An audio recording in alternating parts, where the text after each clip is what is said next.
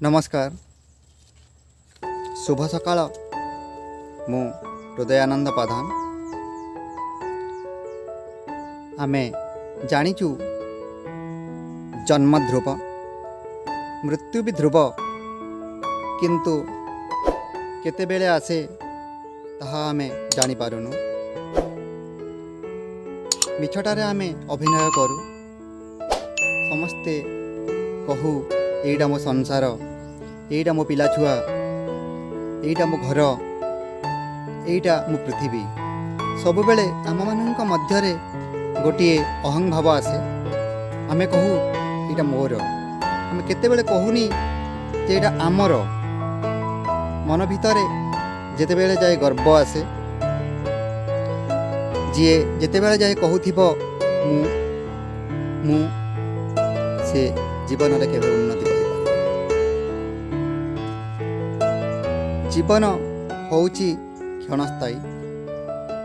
सेतिपाई कविपर राधानाथ राय कहिथिले जीवन जीवन नुहई जीवंत मरण, माने जी के मला सदृश। आमे मिछटारे गर्व अहंकार बड़ीमा निजको निजे प्रतिपालित करूँ, किंतु जेतेबेले मरु सेतेबेले आमे दुनियार सबकिछि अभिनय को छाड़ी जाऊ। एई धरित्री पृष्ठरे गोटिए टंका भी आमे नेइकी जाऊनु। जेमिति आसीथिला लंगड़ा है सेमिति लंगड़ा होई जाऊ।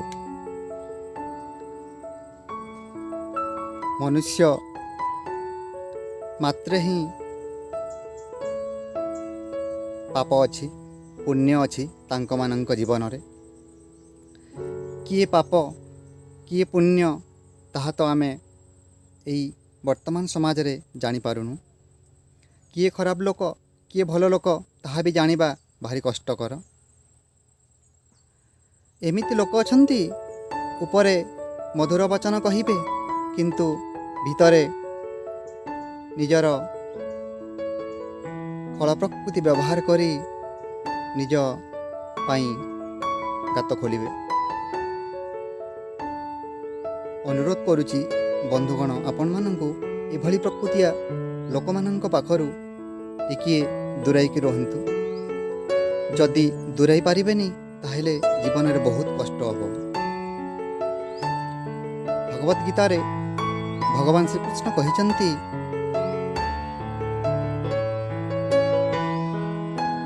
सबु धर्म परित्याज्य, सबु धर्म छाड़ी दियो,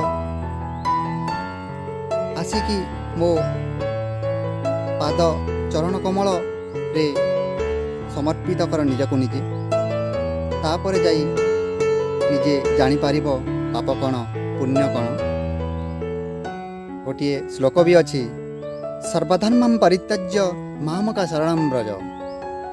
सेही जिनिसटा भगवान श्रीकृष्ण कहिचंती। अर्जुन को जेतेबेले महाभारत युद्ध समय रे अर्जुन देखिले तांकर ज्ञाति कुटुंब समस्ते अछंती, हठात गांडीव रखिदेले। भगवान श्रीकृष्ण कहिले, अर्जुन तुमे जहाकु निजर बोली भाबुच सीए देख तुमर कौन कौन क्षति करिजंती। किए का पुओ को मारिछि, किए का भाई को मारिछि। तांकु आउ गोटिए कथा मने पकाइले, द्रौपदीर स्वयंवर कथा टिकिए मने पकाओ। सेतेबेले द्रौपदी केउ परिस्थिति रे समस्त स्वामी को निवेदन करुथिला, केही गोटिए भी तांक इज्जत को बंचाई पाइलनी। मु जदि नथांती सखा हिसाब रे ताहेले सेई दिन द्रौपदीर परिस्थिति कौन होई थांता बुझी पारुच। तापरे जाई अर्जुन बुझिले जे धर्म कण अधर्म कण पाप कण पुण्य कण। तापरे जाई गांडीव धरी से महाभारत युद्ध को जाइचंती। आउ समस्त कौरव मानंकु गोटिए गोटिए करी निपात करिचंती, आउ धर्मर स्थापन करिचंती। भगवान श्रीकृष्ण गोटिए कथा कहिथिले, मु जोटी कृष्ण सेठी विजय। ସେ କହିଥିଲେ ଭଗବାନ ଶ୍ରୀକୃଷ୍ଣ ଅସ୍ତ୍ର ଧରି ନଥିଲେ, ଅସ୍ତ୍ରଶସ୍ତ୍ର କିଛି ଧରି ନଥିଲେ, କିନ୍ତୁ ତାଙ୍କର କୂଟନୀତିର ପ୍ରୟୋଗରେ ସେ ମହାଭାରତ ଯୁଦ୍ଧ 18 ଦିନ ପରିଚାଳନା କରି ସମାପ୍ତ ବି କରିଛନ୍ତି। ତାଙ୍କ ନିଜ ଇଶାରାରେ ବ୍ୟବହାର କରିଛନ୍ତି ଅର୍ଜୁନକୁ, ସମସ୍ତ ପାଣ୍ଡବମାନଙ୍କୁ କେବଳ ଧର୍ମ ସ୍ଥାପନ ପାଇଁ। ଯଦି ସେଦିନ ଅର୍ଜୁନ ଜନ୍ମ ହୋଇନଥାନ୍ତେ ତାହେଲେ ମହାଭାରତ ଯୁଦ୍ଧ ବୋଧହୁଏ ହୋଇନଥାନ୍ତା, କି ଭଗବାନ ଶ୍ରୀକୃଷ୍ଣ ଯଦି ଅବତାର ନେଇନଥାନ୍ତେ ତାହେଲେ ମହାଭାରତ ଯୁଦ୍ଧର ମୂଳଦୁଆ ବି ପଡ଼ିନଥାନ୍ତା। ଯେଉଁଠି ଭଗବାନ ଅଛନ୍ତି ସେଇଠି ହିଁ ବିଜୟ ଅଛି, ଆମେ ସମସ୍ତେ ଜାଣିଛୁ। ସେଇ ମହାଭାରତ ଯୁଦ୍ଧରେ ଦୁର୍ଯ୍ୟୋଧନ ଗୋଟିଏ କଥା କହିଥିଲା ଯେ ଜାଣୁଛି ଧର୍ମ ମାତ୍ର ନାହିଁ ମୋ ପ୍ରବୃତ୍ତି, ଜାଣୁଛି ଅଧର୍ମ ମାତ୍ର ନାହିଁ ମୋ ନିବୃତ୍ତି। ସିଏ କହିଲା ଭଗବାନ ଶ୍ରୀକୃଷ୍ଣଙ୍କୁ, ମୁଁ ଜାଣୁଛି ଧର୍ମ କ'ଣ ଅଧର୍ମ କ'ଣ, ଆଉ କୃଷ୍ଣ ଯେଉଁଠି ବିଜୟ ସେଇଠି, ତାହା ବି ଜାଣିଛି, ତଥାପି ଯୁଦ୍ଧ କରୁଛି। ଏଇ ମହାଭାରତରେ ଆଉ ଗୋଟିଏ ଚରିତ୍ର ଅଛି, ସିଏ ହେଲା କର୍ଣ୍ଣ। କର୍ଣ୍ଣ ଚରିତ୍ରକୁ ମୁଁ ବହୁତ ଭଲ ପାଏ, ଆଉ ଚେଷ୍ଟା କରେ ସବୁବେଳେ କର୍ଣ୍ଣଙ୍କ ଚରିତ୍ର ଯେତିକି ଯାହା ଥିଲା ତାଙ୍କୁ ଅନୁପ୍ରାଣିତ ହୋଇ ମୋ ଜୀବନରେ କିଛି କାଂଶ ବ୍ୟବହାର କରିବାକୁ ଚେଷ୍ଟା କରେ। କର୍ଣ୍ଣ ଏଭଳି ଏକ ଚରିତ୍ର ଯିଏ ମରିଗଲେ ପଛେ ପଛଘୁଞ୍ଚା ଦେଇନାହାନ୍ତି, ବନ୍ଧୁ ପାଇଁ ଜୀବନ ଦେଲେ। ସେଇଥିରୁ ଗୋଟିଏ ଜିନିଷ ଶିଖିବାକୁ ମିଳେ, ଆମେ ବନ୍ଧୁ ପାଇଁ ଜୀବନ ବି ଦେବା କଥା, ସେ ହୁଏତ ଅନ୍ୟାୟରେ ହୁଅନ୍ତୁ କି ଅଧର୍ମରେ ହୁଅନ୍ତୁ। କର୍ଣ୍ଣ ସେଦିନ ଜାଣିଥିଲେ ଯେ ମୁଁ ଅନ୍ୟାୟ ପଥରେ ଅଛି, କିନ୍ତୁ ଭଗବାନ ଶ୍ରୀକୃଷ୍ଣ ମାତା କୁନ୍ତୀ ସେହିଦିନ ନିବେଦନ କରିଥିଲେ କର୍ଣ୍ଣକୁ ଯେ କର୍ଣ୍ଣ ତୁ ହେଉଛୁ ପଞ୍ଚୁପାଣ୍ଡବରୁ ଜଣେ। ସେହିଦିନ କର୍ଣ୍ଣ ଶୁଣିକି ତାଙ୍କ ହୋସ ଉଡ଼ି ଯାଇଥିଲା।